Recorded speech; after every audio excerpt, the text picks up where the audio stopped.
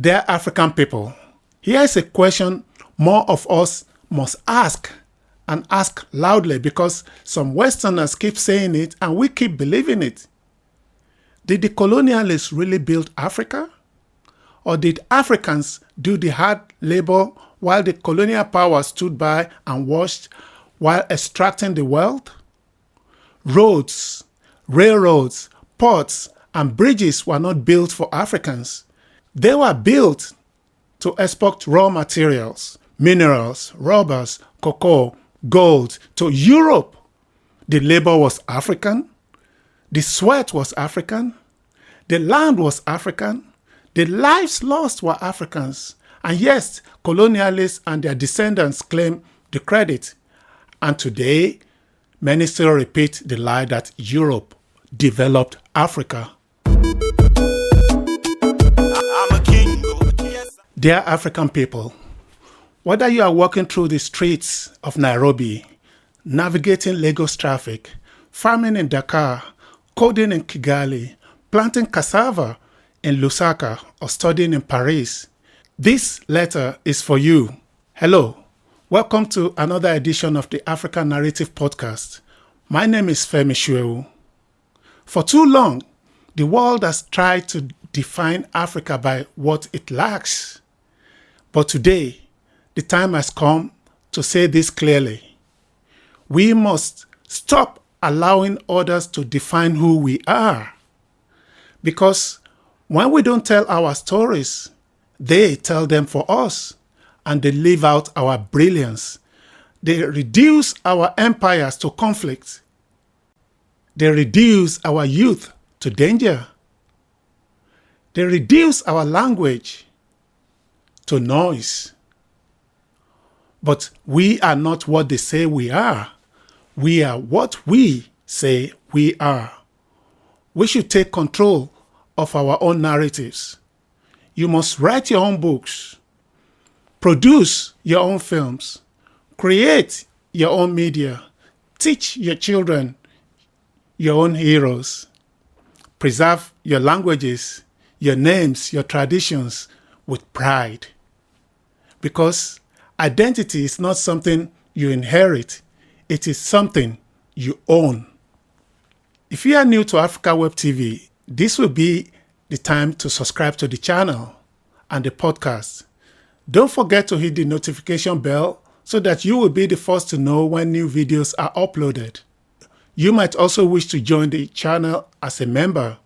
Joining the channel as a member gives you extra benefits like exclusive behind-the-scenes footage and early access to some of our future videos.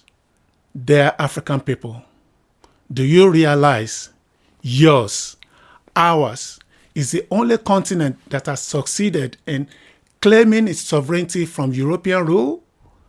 The European colonization and migration overwhelmed the indigenous peoples of the United States and Canada, reducing them to a minority in their own territory.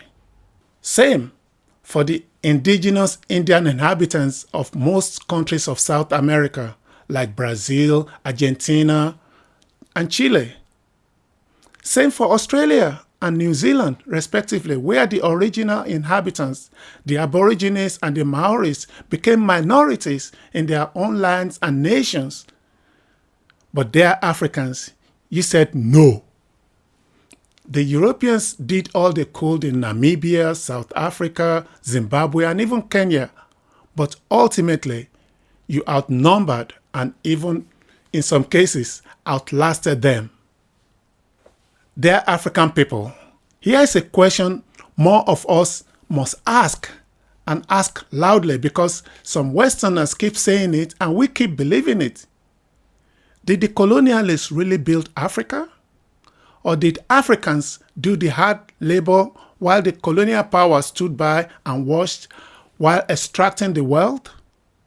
Roads, railroads, ports, and bridges were not built for Africans. They were built to export raw materials, minerals, rubbers, cocoa, gold to Europe. The labor was African. The sweat was African. The land was African. The lives lost were Africans. And yes, colonialists and their descendants claim the credit. And today, many still repeat the lie that Europe developed Africa. Let us be clear. Africa built under colonialism was not built for Africans. What was built for the benefit of those who colonized Africa. Africans were the backbone of every brick laid and every field harvested. Dear African people, when you hear the nonsense about you having the lowest IQ of all continents, do not despair. Do not be angry. Get your flowers when they try to knock you down based on a Eurocentric, intelligence-based table they have designed without the input of any African. If we were to develop an Afrocentric-based intelligence table, the pass rate of the average European would be near zero. Stop feeling sad and insulted when the Caucasian berate your intelligence. Given the same level playing field, you have always shown you are smarter. How else will you explain that an African with a so-called low IQ sits behind a Windows 95 computer in an internet cafe in a village in Nigeria, and this Nigerian prince still manages to trick a high-IQ European or American into transferring millions of euros and dollars into a bank account in Africa? Whose IQ is deceiving them? They are African people. They will tell you Africa is poor. Don't believe them. Africa is abundant. 30% of the world's natural resources lie beneath the African soil, from gold to oil to cobalt to rare earth minerals. The Congo holds minerals that power the world's smartphones and electric cars. Nigeria, Angola, and Algeria sit on oil wealth. Ghana was and still is the Gold Coast. South Africa shines with diamonds and platinum. Ethiopia has coffee culture that fuels global mornings. Zambia and Botswana are copper and diamond giants. Africa's forests, rivers, deserts, and wildlife are ecological treasure. You are not just living on valuable land. You are the value.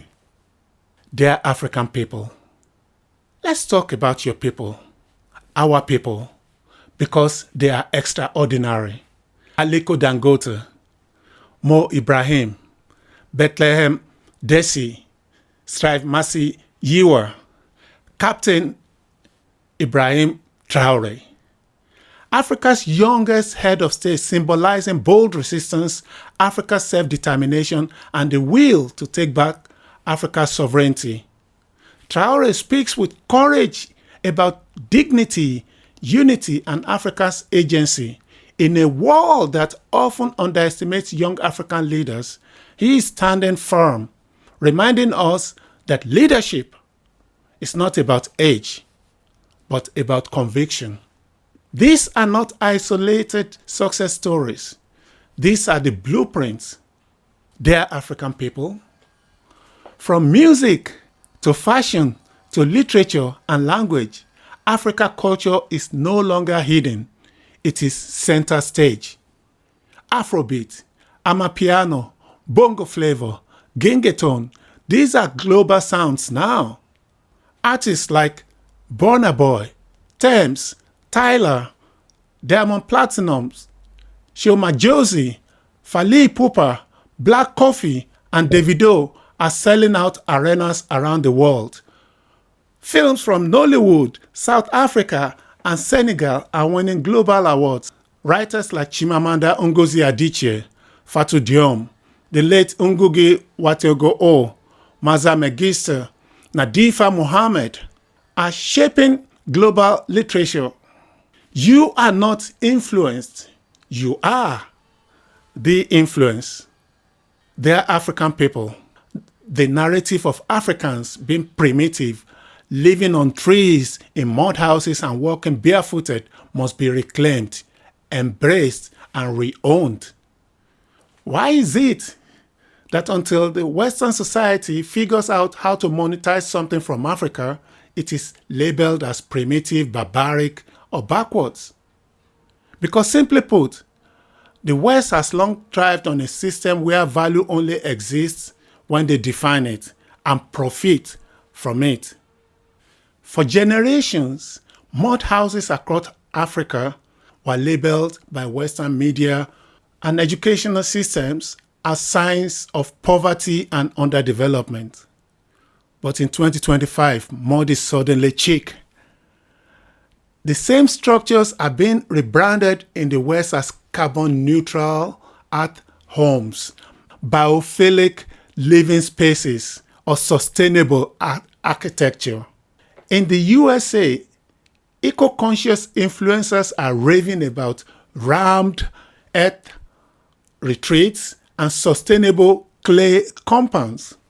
European architects are winning awards and magazines are calling it the future of green living. Not long ago, these same people labeled those homes primitive, poor, and backward. Western photographers snapped pictures of cracked mud walls to represent poverty in charity campaigns. But now, with the planet burning and modern housing falling under its own weight, the so-called primitive solution has now become the cutting-edge answer. The same mud they mocked is now the mud they marvel at because it is cooling their overheated homes. They are African people. In many African communities, walking barefoot is a part of life, especially in rural areas. For centuries, Western visitors saw it as a sign of extreme poverty or neglect. Now, in Germany, the UK, and the Netherlands, there are grounding retreats where participants pay €500 a weekend to walk barefoot on grass, sand, or earth for spiritual connection and electromagnetic balance. They are literally paying to do what African kids were once pitied or mocked for doing. They call it poverty until they could sell it as wellness. They're African people. African herbalists have used plants like baobab, dongoyaro, moringa, and hibiscus for centuries, not just for healing, but for everyday wellness.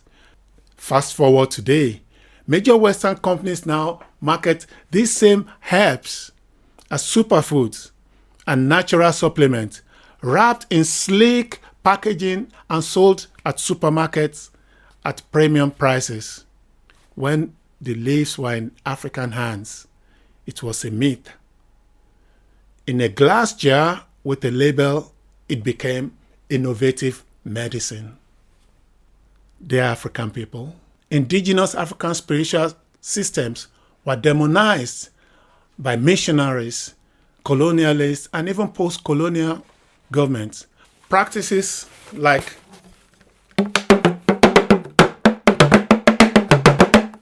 drumming, ancestors' veneration, and spiritual dance were called pagan or satanic. Today, elements of those same traditions, drumming circles, chanting, meditations, are being taught in yoga studios and mindfulness retreats across Europe and the USA and sold as pathway to enlightenment. You were investors before you were colonized. You were royalty before you were enslaved. You were storytellers before you were silenced. And now, in the 21st century, you are not imagined. You are reimagined. For centuries, Western powers justified colonization by labeling non-Western ways of life as inferior, savage, or primitive. This narrative was not just propaganda. It was part of a larger psychological operation that allowed exploitation to happen with moral comfort. If a culture was seen as uncivilized, then taking its land, labor, or knowledge felt justified. So when Africans lived in harmony with nature, used herbal medicine, built with mud, or practiced spiritual traditions, the West did not stop to understand. It dismissed and demeaned. Western systems tend to ignore or devalue anything that doesn't generate profit for them. If mud houses, traditional medicine, or communal farming couldn't be turned into a branded, scalable product, they were called backwards. But the moment there is a market, a way to sell it, patent it, and turn it into a trend, suddenly it becomes innovative, sustainable, or disruptive. You see, capitalism doesn't like what it cannot profit from.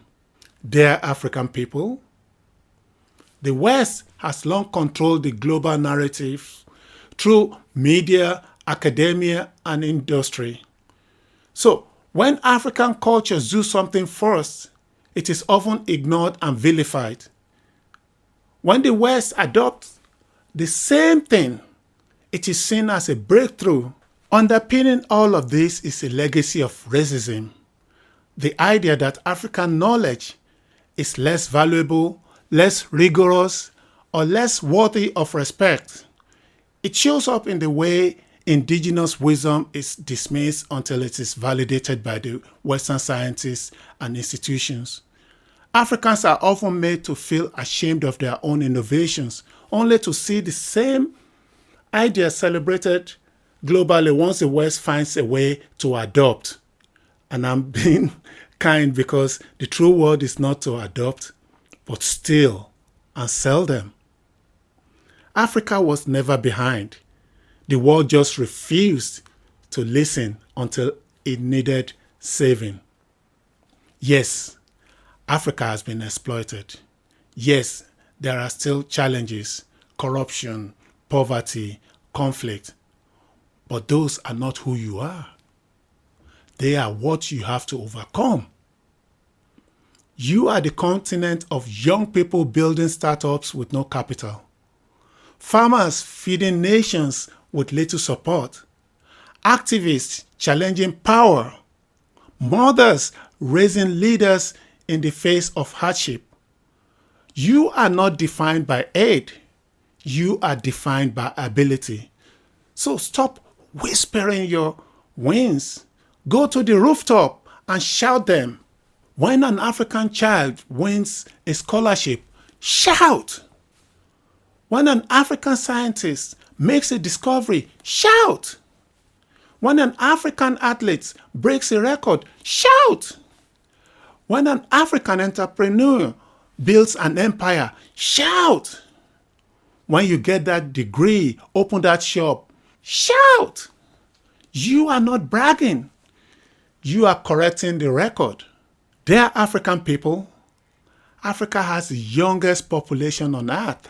That means the future is already walking around, building apps, designing clothes, creating music, farming smart, voting, teaching, and resisting injustice and inequality. You are the future and the now. So let the world know.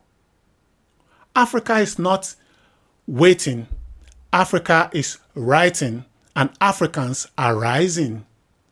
Dear African people, be proud of your story. Be proud of your people. Be proud of your power. Be proud of your past, and even prouder of your future.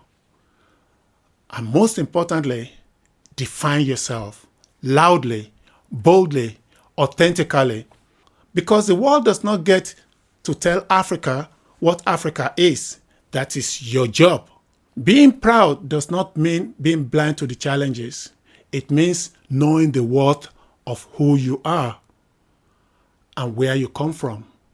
For you, my fellow Africans, pride is about honoring ancestors, uplifting communities, and shaping the future with dignity. It is Ubuntu. It is Sankofa. It is Ujamaa. Sincerely yours, Femi Soewu, a fellow African who refuses to be silent. Don't forget to subscribe to the channel and the podcast. Share, comment, and like. Hit the notification bell so that you will be informed when new videos are uploaded. You might also wish to join the channel as a member. Joining the channel as a member gives you extra benefits like exclusive behind-the-scenes footage and early access to some of our future releases. Thank you for listening, and be a proud African. I'm a king, yes, I'm a king, I think I'm a king,